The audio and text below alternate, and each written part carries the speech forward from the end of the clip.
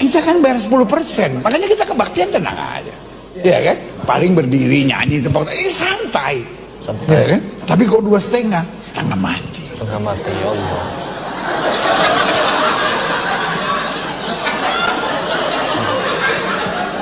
Bapak, ketahuilah untuk menerima perintah sholat itu Nabi Muhammad Isra wal Mi'raj. Nabi Muhammad ketika Isra wal Mi'raj itu bukan suatu yang hoax, itu bukan suatu yang ambigu, bukan suatu yang tidak bisa dijelaskan secara ilmiah. Kalau Nabi Muhammad itu pernah menembus langit ya, menuju Sidratul Muntaha dan melihat bumi dari kejauhan. Bahkan ada hadis yang menyebutkan bahwa bumi ini, bumi yang kita tinggali ini teman-teman, dibandingkan dengan langit 1, 2, 3 sampai ke 7, hanya seperti cincin yang dilempar kepada padang pasir. Artinya apa? Kecil. Nabi Muhammad pernah melihat bumi dari kejauhan, teman-teman. Dulu mukjizat itu diingkari banyak orang. Diingkari orang kafir, diingkari orang-orang musyrikin. Tetapi apa? Orang seperti Abu Bakar yang pernah melihat Al-Aqsa, dialah orang pertama yang beriman. Tanpa Abu Bakar mengetahui bumi seperti apa bentuknya, bulatkah, lempengkah, datarkah atau bagaimana. Dengan mempercayai kalau Nabi Muhammad Isra ke Al-Aqsa, dari situ saja keimanannya sudah sangat kuat. Apalagi Mi'raj, teman-teman.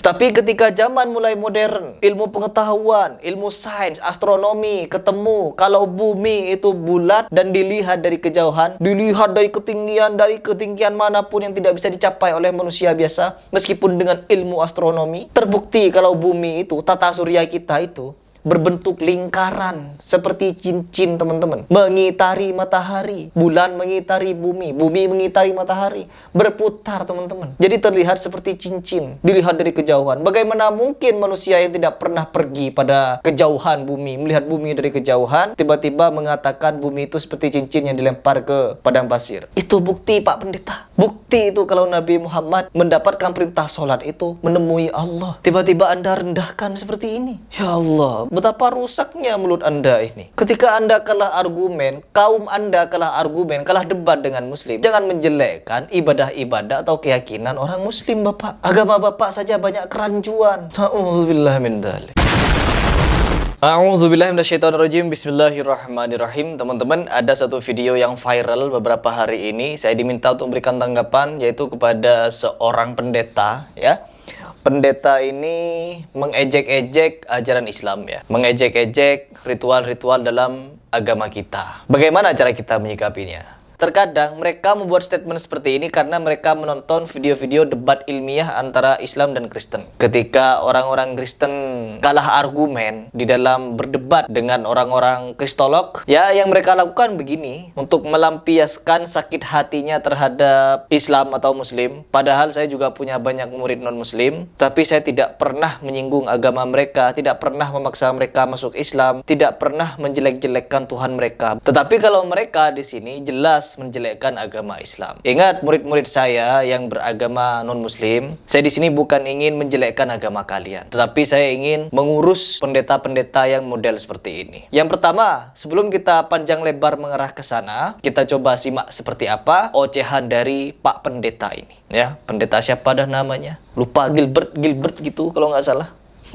Kita orang Islam diajarin bersih sebelum sembahyang, cuci semuanya. Saya bilang lu 2,5. Gua 2,5 yang dimaksud apa?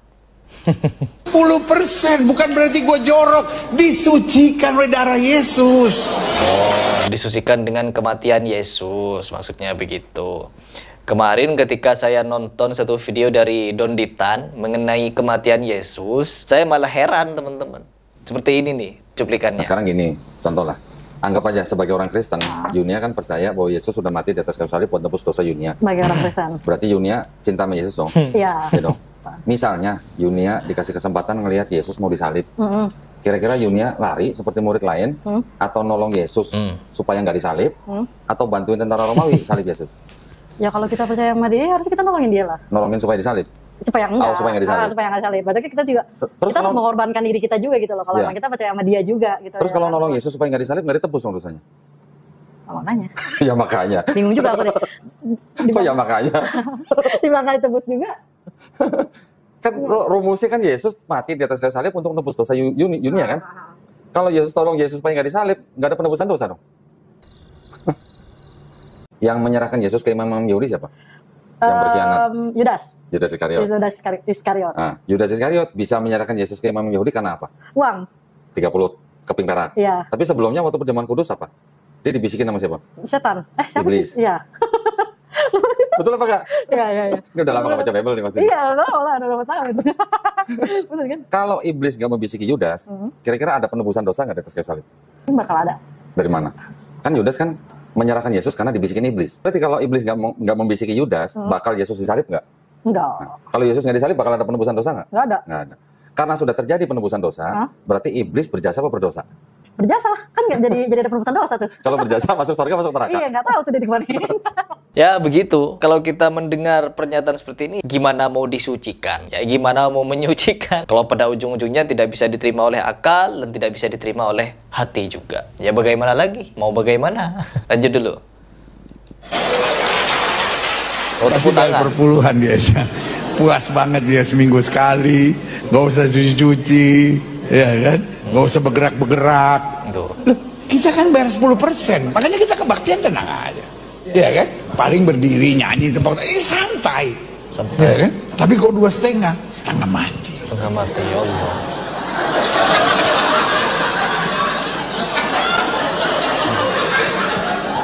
Bapak, ketahuilah untuk menerima perintah sholat itu Nabi Muhammad Isra wal Mi'raj. Nabi Muhammad ketika Isra wal Mi'raj itu bukan suatu yang hoax, itu bukan suatu yang ambigu, bukan suatu yang tidak bisa dijelaskan secara ilmiah. Bahkan ada hadis yang menyebutkan bahwa bumi ini dibandingkan dengan langit 1, 2, 3 sampai ke 7 hanya seperti cincin yang dilempar kepada padang pasir. Artinya apa? Kecil. Bagaimana mungkin manusia yang tidak pernah pergi pada kejauhan bumi, melihat bumi dari kejauhan, tiba-tiba mengatakan bumi itu seperti cincin yang dilempar ke padang pasir? Itu bukti, Pak Pendeta. Bukti itu kalau Nabi Muhammad mendapatkan perintah sholat itu menemui Allah. Tiba-tiba Anda rendahkan seperti ini. Ya Allah, betapa rusaknya mulut Anda ini. Ketika Anda kalah argumen, kaum Anda kalah argumen, kalah debat dengan Muslim, jangan menjelekkan ibadah-ibadah atau keyakinan orang Muslim, Bapak. Agama Bapak saja banyak kerancuan. Na'udzubillah min dzalik. Kalau tidak bisa menerima kebenaran Islam, ya jangan menjelekkan Islam. Apalagi dengan cara yang seperti ini. Murahan, 2,5 mati.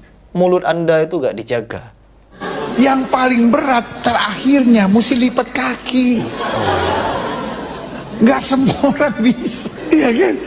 Kaki mesti dilipat, ayah. Tapi ya udahlah 2,5. Dan di sini Pak Gilbert ini malah disentil oleh orang sesama Kristianinya. Bahkan bukan cuma melalui video, di kolom-kolom komentar pun banyak yang menyayangkan, teman-teman. Banyak yang menyayangkan khotbah yang sedemikian rupa rasis itu. Halo teman-teman, hindari kata-kata yang melecehkan agama-agama lain, teman-teman. Indonesia kita adalah negara yang beragam suku, bangsa, dan agama. Ya. Pendeta yang baik tidak akan mungkin keluar kata-kata yang menghina ya agama lain. Sepakat. Namun seharusnya mereka mengerti dan bertoleransi kepada agama-agama lain yang juga adalah bangsa dan saudara kita sendiri, teman-teman. Ya, jadi apalagi sampai mengejek-ngejek cara mereka bersembayang dan berapa jumlah yang mereka berikan kepada zakat. Saya kasih tahu kepada pendeta tersebut ya. Tidak ada masalah mau memberikan 10% atau 2,5%. Seperti perumpamaan di Alkitab juga dibilang, seorang ibu-ibu, nenek-nenek tua yang memberikan jumlah cuma 2 keping uang, ya. Tuhan Yesus bilang ini memberikan lebih berharga, lebih banyak, ya. Jadi bukan masalah jumlahnya, tetapi keikhlasannya, ya. Dan memberikan itu untuk apa? Kalau orang memberikan banyak terus dia pamer-pamer di situ ya, dan bersombong-sombong di media, itu dia sudah dapat penghargaan dari manusia ya, bukan dari Tuhan. Lagi mendapatkan reward dari Tuhan ya. Saya beritahukan kepada pendeta tersebut untuk lebih mempelajari agama ya. Anda berdiri depan mimbar, Anda bicara seperti itu, melecehkan saudara-saudara kita yang beragama Muslim, itu bukanlah hal yang baik ya. Saya juga Kristen. Dan saya beritahukan kepada seluruh umat Muslim bahwa perkataan yang dilakukan oleh oknum pendeta tadi tidak merepresentasi seluruh umat Kristen, ya. saya sebagai umat Kristen tidak setuju dan menentang keras. Ya. Bagaimana cara mereka sembahyang, mau sholat, mau nungging, mau bagaimana, itu urusan mereka. Ya, kalau mereka merasa dengan seperti itu mereka lebih dekat kepada Tuhan mereka, biarkan saja gitu loh ya. Kita pun juga dipandang oleh umat Islam teriak-teriak nyanyi-nyanyi ya, berbahasa roh juga. Mereka juga memandang itu sebagai sesuatu yang aneh ya. Tetapi kalau mereka bisa toleransi kepada kita, kenapa Kristen gak bisa toleransi pada Muslim ya? Jadi saya minta agar kepada seluruh umat beragama salinglah toleransi agar tercipta persatuan bangsa ya. Kita ini negara besar, jangan sampai dipecah belah. Itu hal yang sangat penting ya. Terima kasih teman-teman. Salam cerdas hukum. Jadi ini adalah tanggapan dari orang Kristen lainnya terhadap ucapan pendeta tersebut. Saya di-share video ini sudah beberapa hari yang lalu, tapi baru mau saya angkat hari ini. Karena saya merasa orang yang seperti ini, orang yang mengucapkan kalimat-kalimat mereka itu sejatinya tengah khawatir dengan agamanya sendiri. Khawatir dengan keyakinannya. Khawatir mereka teman-teman, bukan apa. Khawatir banyak yang masuk kepada Islam. Khawatir dengan kristolog-kristolog yang menelanjangi akidah mereka, ketauhidan mereka. Ya, saya pribadi pun hanya tertawa ketika melihat video itu. Tertawa bukan berarti saya ikut lucu, teman. Tertawa bukan berarti ikut melucui, teman-teman. Tapi tertawa karena dengan kebodohan dia. Begitu saja sebenarnya kalau menurut saya. Bagaimana kalau menurut kalian? Saya tidak akan banyak komentar. Karena apa? Ini hanya orang bodoh. Ya, orang bodoh yang berbicara sok pintar depan mimbar. Begitu.